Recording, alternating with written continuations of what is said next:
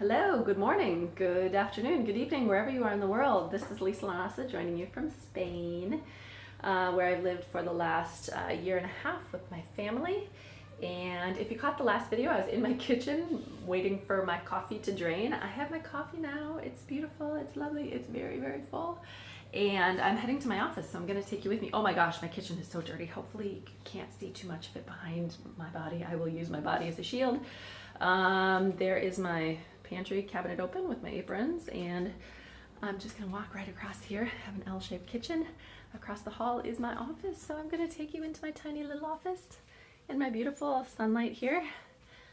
My board with my kids and my picture of my family, and I'm gonna sit you down. Hopefully I can do this all without spilling my coffee or dropping my phone and tripod. Hello. Oh gosh, I'm gonna have to stand up. Okay, I'm going to adjust this. Oh, this is the life, isn't it? Okay, oh, there you go. Hi. Hello, hello. It is so good to be here today.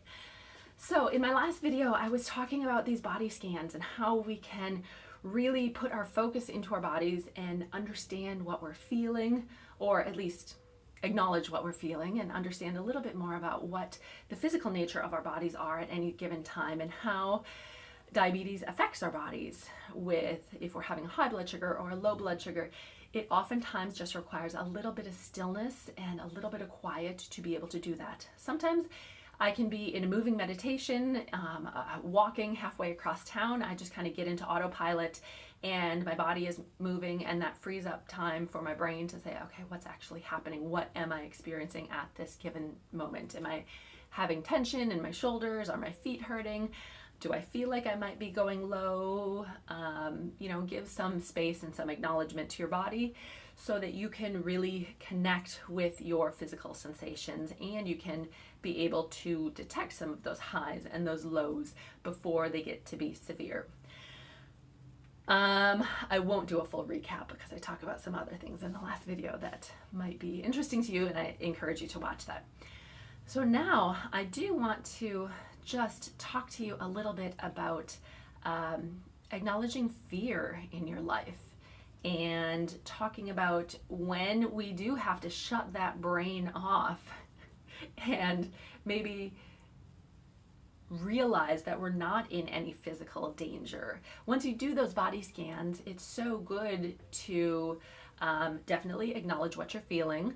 Acknowledge if you do have strong emotions at that time, or like I said, any physical sort of nature that might put you in real danger, like having hypoglycemic episodes. Say if you're walking or exercising, it is really important to understand your physical body and your physical symptoms and what might be, say, strain or stress from your exercise, being out of breath, being a little sweaty, and what could be possibly hypoglycemic symptoms. So certainly important to acknowledge your body with that.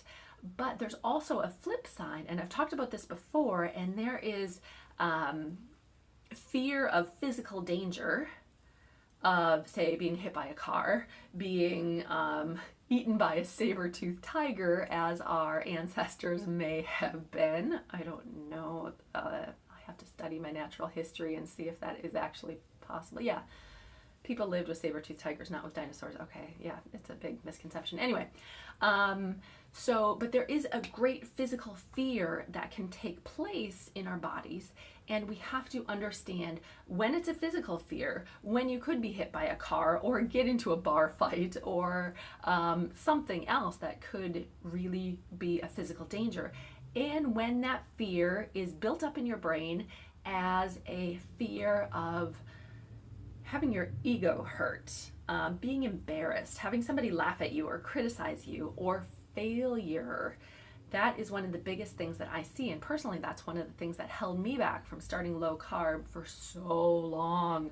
Now, if you followed me for a while, you probably have heard my story that I read Dr. Bernstein's Diabetes Solution book a whole year before I actually tried it.